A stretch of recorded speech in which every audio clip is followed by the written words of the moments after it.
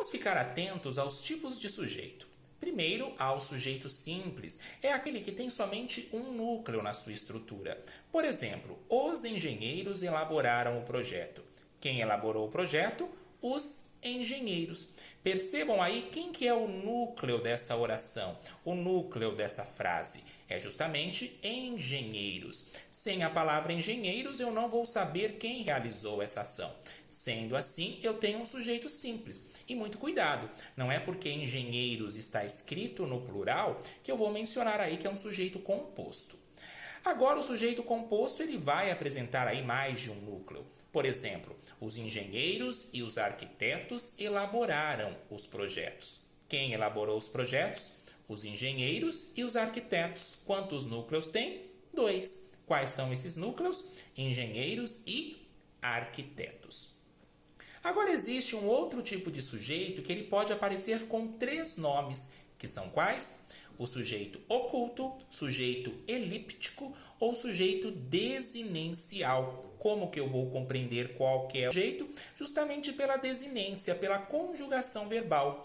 Por exemplo, fui para Poços de Caldas. O fui vai mencionar que quem foi? Fui eu. Fomos a Poços de Caldas. Quem foi? Nós. Percebam aí que eu sei determinar quem são esses sujeitos por conta da conjugação verbal. O sujeito não apareceu, ficou oculto, mas por conta do verbo ali da sua conjugação, eu consegui aí identificar esse sujeito.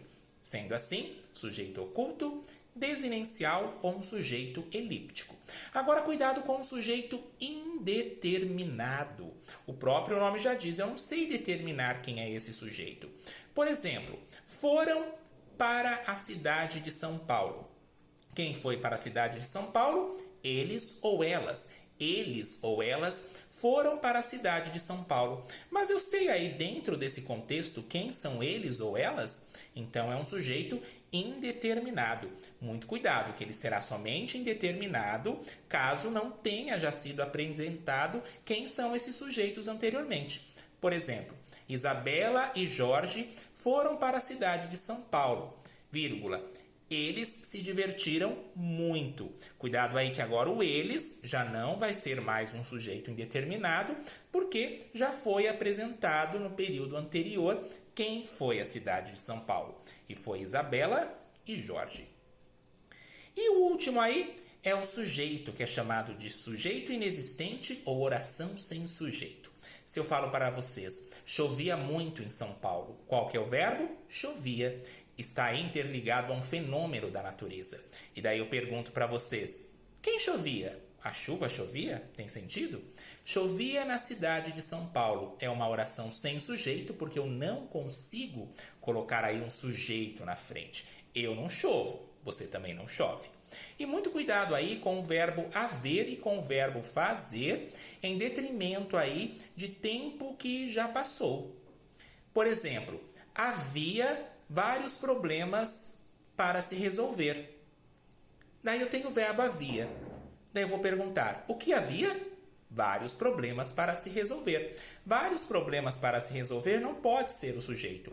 Havia é um verbo transitivo, porque necessita de um complemento. Vários problemas para se resolver é o complemento desse verbo transitivo, por isso é chamado de objeto.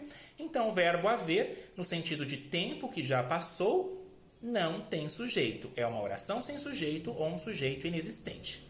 A mesma coisa, faz 10 anos que não havia. Cuidado, hein, pessoal, não é fazem 10 anos. O verbo fazer, em relação a tempo que já passou, concorda com a terceira pessoa do singular e é impessoal. Fazia 10 anos que não havia, ou faz 10 anos que não havia. Sendo assim, eu pergunto para vocês, o que faz? Faz é o verbo que precisa de um complemento, portanto, aí o faz é um verbo transitivo, e ele é transitivo, porque o verbo transitivo, ele precisa de um complemento, ele precisa transitar, e o complemento dele vai ser 10 anos que não havia, não tem sujeito. Então, cuidado, verbo haver, verbo fazer, no sentido de tempo que já passou, concorda com a terceira pessoa do singular, eu faço, tu fazes, ele faz, eu havia, tu havias, ele havia, não tem sujeito. Muito cuidado aí em relação a esses tipos de verbos, porque são chamados de sujeito inexistente ou oração sem sujeito. Fiquem atentos então aos tipos de sujeitos e em breve aí retorno com mais dicas de língua portuguesa para vocês.